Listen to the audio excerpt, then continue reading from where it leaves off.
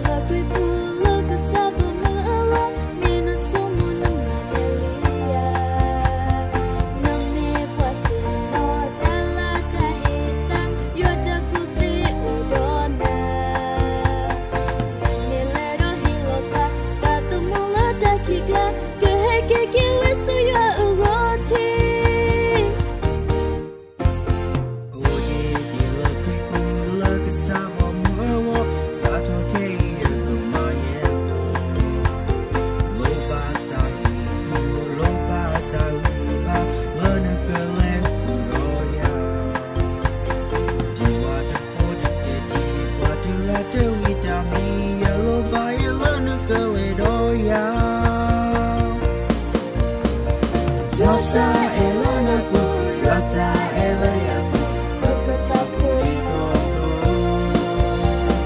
Pagkadi pagkatala ya pamela, uraya asukuma.